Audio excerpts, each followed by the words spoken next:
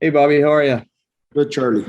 Did you guys just train on the pitch out there? Yeah, we just finished up right now. Okay. Well, I'm just kind of wondering if maybe throughout all this and this kind of moment for you guys, if you've ever sort of taken a moment to kind of think about where you guys are right now and how big this is.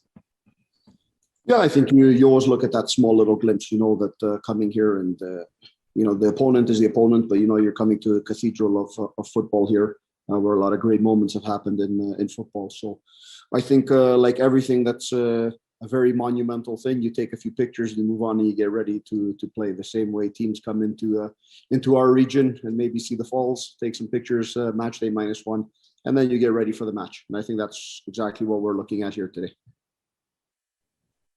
Rodrigo Corona. Hi, Coach. Rodrigo Corona from Spanish Agency News. Why the Canadian soccer have increased their level in the recent years and passed over the Mexican national team in the qualifiers for the World Cup? Thank you. Yeah, first question I think is the rise of Canadian soccer. I think it's been coming for the last 15 years. Before my job here at Forge, I was involved in the development of players, and I think Canada is a very rich country in football players. It's a very unique, it's very diverse with players from all types of backgrounds: South American, Central American, European, everywhere in the world. And I think that is just a culmination of everything going well. Sometimes you need a generation of players to come through to play more as a professional player. We're seeing a lot of Canadian players playing in top leagues in Europe. The rise of MLS. And I think that's brought the Canadian team now at this point where they are. But let's also remember your second question. Mexico has been a dominant force in Concacaf football for years. It's only normal at some point somebody comes along that's going to do it a little bit better. And yeah, as a Canadian, I'm happy that it's Canada today, but I think it creates a more stronger Concacaf in all competitions, including the national teams, including this competition with Champions League and in Concacaf League and different things like that in the region. I think it's important to keep the growth of Canadian soccer going, and I think that allows for the growth of CONCACAF as a region as more competition grows. Brandon Q.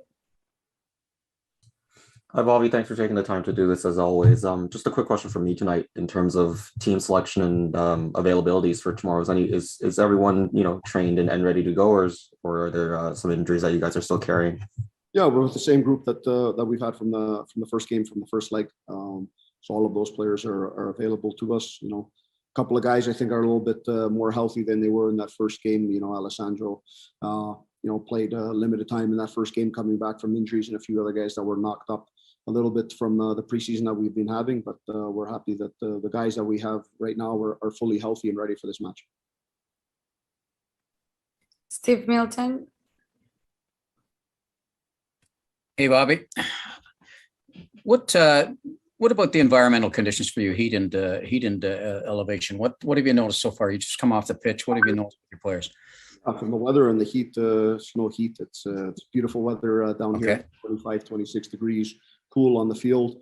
Oh, the altitude is the altitude. I think that gives an advantage to every team that plays in it and is used to it. The same way in Hamilton, we have the advantage a little bit of that wind when it swirls some nights or the cold in February. So those are the things you got to look at, and then you have to see how you counteract that with your tactics on the field, and how you try and control tempo a little bit more, because coming here, and preparing for a day to play at altitude is always a difficult thing. So we have to make sure we get our tactics right on the field in order to counteract those elements that we really can't control. Hey Dom, how's it going? Good. How are you? Good. Obviously after that first leg, I think you guys said that you had kind of a lot to be proud of from the way you played, but going to this second leg, just what are you expecting to see from Cruz Azul? Do you feel like you maybe sent them a bit of a message about the way that you guys can play against them last time? Yeah, I think we showed them that we can compete. Yeah, like they're a big MX club, but we can go out there and go toe to toe with them. So I think they obviously have the 1-0 advantage, so they'll manage the game. But we have a game plan, and I think if we stick to it, we'll be okay. Steve Milton. Hey, Dom. When you say manage the game plan, what do you expect from them off the top? I expect them to, go after it from the beginning whistle. They're at home, they're comfortable, they have, all the elements. But I feel like they'll go after it right from the jump and try to get a second one on us so that they have that, that 2-0 advantage. Just kind of put us on the back foot. But I feel like if we, like I said, stick to our game plan and manage the game and take it minute by minute, get a goal, and then get another one. And yeah. Brandon Q. Hey, Dom, but sort of similar question for me, compared to the last one from C there. Just, going to this leg, with the 1-0 deficit and knowing that, these teams usually come on a lot stronger, in their place at their home. Just what goes into preparation for this one in terms of being prepared for that, team to come at you? Just staying focused from minute one.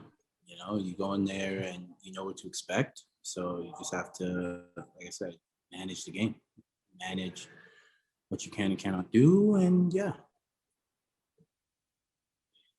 Any other questions for Dom? Steve Milton. Yeah, Dom, can you describe it? I mean, we hear about it.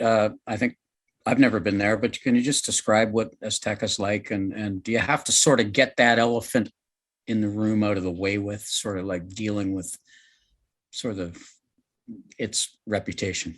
Yeah, it's amazing. It's an incredible stadium. And I think we, as a team, kind of got those jitters out of the way today.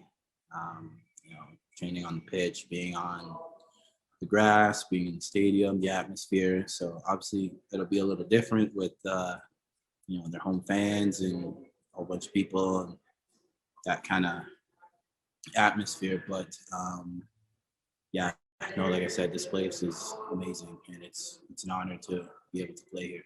It's kind of a once-in-a-lifetime opportunity that we get to participate in, and it's incredible. We'll take one last question with Charlie O'Connor. Thanks. Hey, Dom, just similar to kind of where you guys are at the moment, what's it like training and obviously playing at altitude, especially being, a team that maybe isn't at full match fitness at the moment? It's a little tough, but for me, like, you can't let something like that stop us from doing what we need to do.